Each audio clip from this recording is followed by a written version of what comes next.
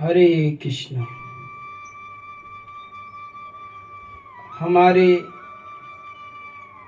अकबर बीरबल के प्रसंग बहुत सुने होंगे। अकबर बीरबल के प्रसंग जो होते हैं उनमें शिक्षाप्रद होती है। उसमें से एक प्रसंग मैं आपको सुना रहा हूं। जो प्रसंग है, एक बार अकबर ने बीरबल से पूछा कि हमारे राज्य में कितने लोग मूर्ख हैं। उसने जब बीरबल ने सुना तो बीरबल ने कहा, महाराज, हमारे राज्य में 90% लोग मूर्ख हैं। तब ये बात सुनी अकबर ने तो बोले, उसका राजा कैसा होगा उस प्रजा का?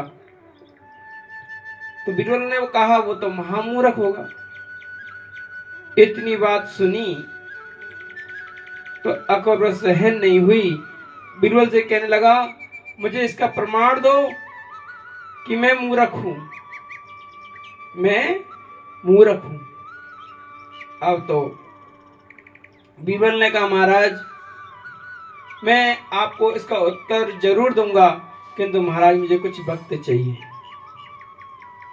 बोले, कितना वक्त चाहिए? बोले, महाराज बस ज्यादा नहीं, 6 महीने दे दो। तब अकबर ने कहा, बीरबल, 6 महीने का समय दे रहा हूं, अगर 6 महीने में उत्तर नहीं दिया तो फांसी की सजा के लिए तैयार हो जाना। बीरबल ने कहा, जी हजूर मालिक। अब तो बीरबल सोचने लगा क्या किया जाए। सोचते सोचते एक बार बीरबल जंगल में जा रहा था तो एक कुमार अपने मरे गधे को दफनाने के लिए जा रहा था। उसने देखा तो जंगल में कुमार उस गधे को दफना रहा था। उसने कहा, काम बन गया। तुरंत उस कुमार तो दफना कर गया। इधर में बीरबल ने उस पर और थोड़ी मिट्टी डाल के, फूल डालकर और अगरबत्ती जलाकर बैठ जाता, अब ध्यान करता। धीमे धीमे 1 दिन हुआ, 2 दिन हुए, और ऐसे टाइम पर जाता जिस समय कोई जाए नहीं। धीमे धीमे ऐसे करते करते अब तो पूरे राज्य में हल्ला मचने लगा कि बीरबल कोई देवता के पास जाता है।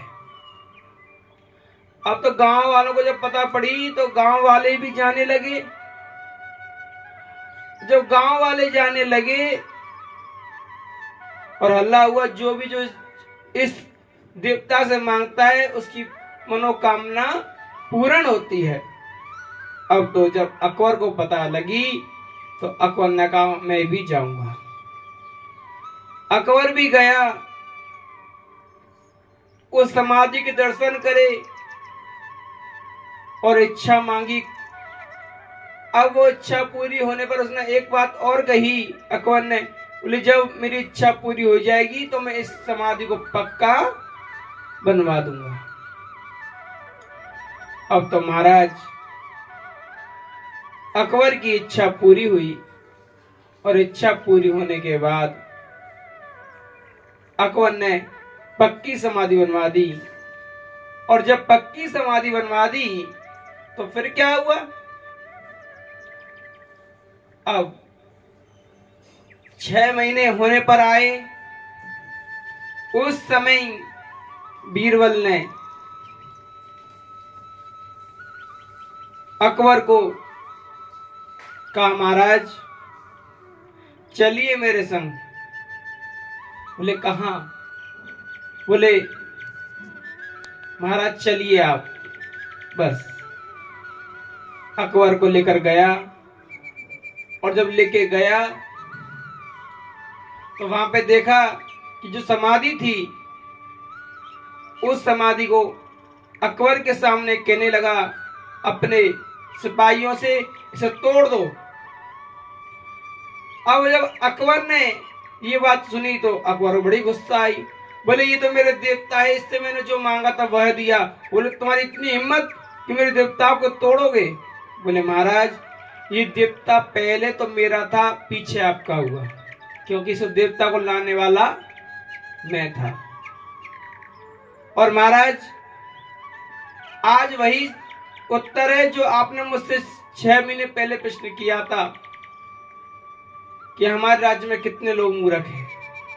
जब तोड़वाया, तोड़वाने के बाद खुदवाया तो खुदने पर क्या निकला? मरे हुए गधे की हड्डियां। तो ऐसे ही हम लोग ना जाने किन किन देवताओं की पूजा करते हैं।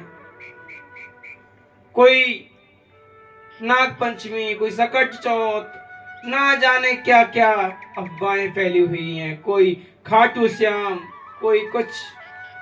आज तो महाराज कलयुग में आज लोग कुछ भी नहीं सोचें। एक भीड़ चाल है, एक भीड़ जिधर जाए तो सारी भीड़ उधर चली जावे। तो हमारे राज्य में भी, हमारे राज्य में 90% लोग मूर्ख हैं। आज खाटू श्याम पे इसीलिए भीड़ लग रही है क्योंकि लोगों की मूर्खों की कमी नहीं है।